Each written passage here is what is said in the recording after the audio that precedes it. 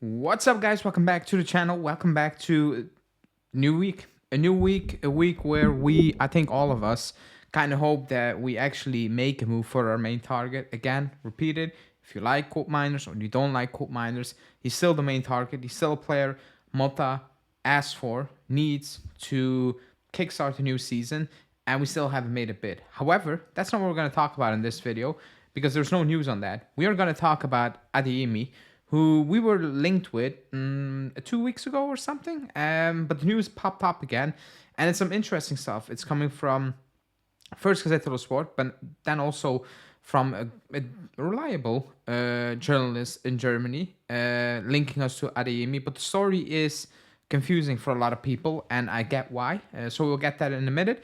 And also we will talk about, I'm going to say it, but Domenico Berardi.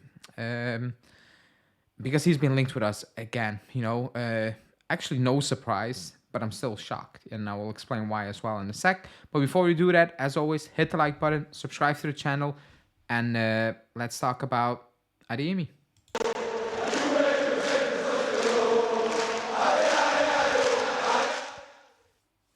Okay, so Adeyemi, I think the first image, or like the first couple of images everybody has of Adeyemi is probably the last Champions League final against Real Madrid, where he caused a lot of problems in that first half, but also for Dortmund itself because he missed chances.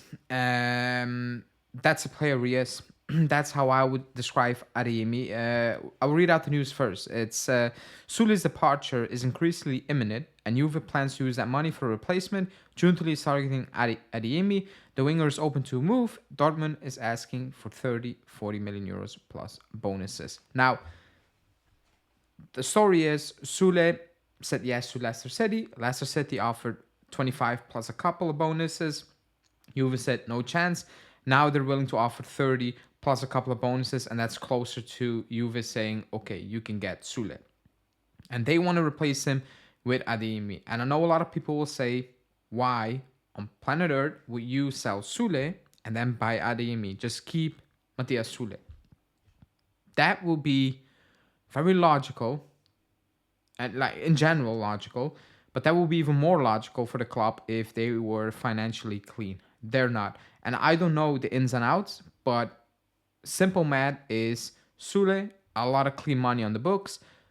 Adeyemi, you bring him in on the books, contract for 3 years, you spread the cost over 3 years, whatever, in a nutshell. That's what the club is doing. That's what Giuntoli is doing. Now, on Adeyemi, again, like I said a second ago, as a player, I like his style of play. The end product is extremely frustrated. However, quickly, a lot of people want Chiesa to stay, but his end product is also not what it should be, and hasn't been for a couple of seasons. I know the injury came into play, I get it, but just in general, that's basically the biggest talking point for Chiesa. It's like, it's a bit inconsistent, fine, but the end product is absolutely not there. It's not there. And the same criticism with Sancho, why people don't want Sancho. End product, not there. Maybe his behavior in training, some might say, but especially also the end product is not there, and that might be an issue. And I see that point. I get that point 100%. And that's also an issue for me with Chiesa, with Sancho, with Adeyemi, with all these players we're being linked with. It remains the issue that the end product is not really there. Now, Adeyemi is different to a Sancho. He's more like a Chiesa, only I think he causes more chaos because he has a lot of pace. Technically, he's good. He runs at everything. He likes to run in between the lines. He likes to run past players without the ball. That causes issues for, especially like even Real Madrid in that final, in that first half. And I know a lot of people like that. Now, are we going to get Adeyemi? I don't think so. If the asking price is 30 to 40 million euros, I really doubt it, I saw the options of a loan or whatever, but even that, I think he had a contract till 27, so that doesn't really make sense as well. I don't think they're going to do that. But the name popped up again, so it's a name that we definitely need to keep in our back of our mind. We cannot really brush that to the side because we need to take every link kind of serious. And again, if it's not Sancho, like English media are suggesting, because he's now back in training, then who is it gonna be? You know, there needs to be somebody. And for now, let's assume Adeyemi is also on that list. Now let's move on to the sad part of the video. Domenico Berardi. And I know the comments will say, don't believe everything. I don't believe everything, but there's a part of the truth in every single story. Like the fact that we are even getting linked with players like Berardi, El Shaarawy, is telling.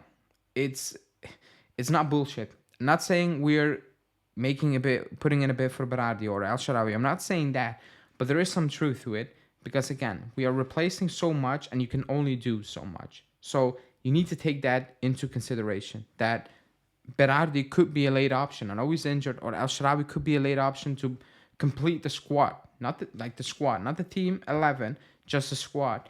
And I dislike every single bit of news about it. I know some of you still like Berardi.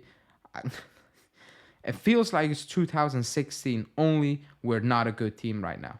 Like, we've been absolutely poor over the last 4 years.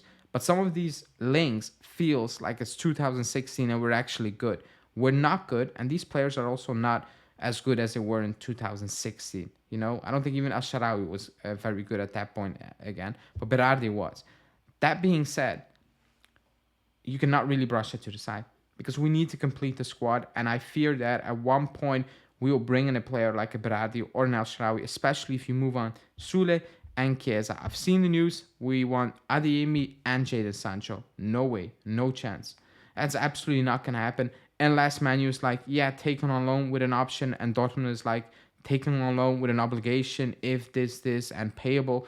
It needs to be a lot of gymnastics, financial gymnastics. Other than that, you're not going to get an Adeyemi or a Jadon Sancho if you sell both of them. You're going to get an Adeyemi or a Sancho plus an El Shaarawy or a Berardi-like player where you're like, really? And I know the story is that he might not use wingers, Thiago Motta, and that's why he could back up Vlahovic. That might be true, because right now it feels like we don't want to play with wingers. We don't want to play with pace, you know?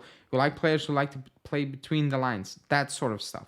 So that part of the story could be completely right.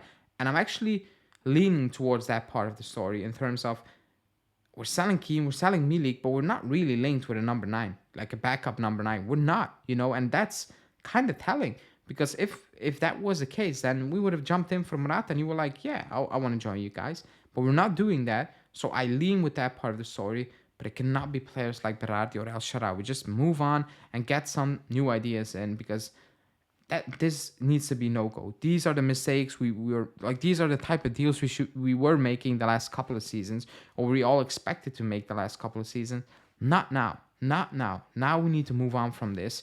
But let's see. You know, if it's late and it's desperation mode, then I can definitely see this happening. So yeah, let me know, Berardi fans, because I know a lot of Berardi fans out there, why you still take Berardi, and what do you think about Adeyemi in general? Do you believe that we make a chance of bringing him in, and do you actually want to bring him in as well?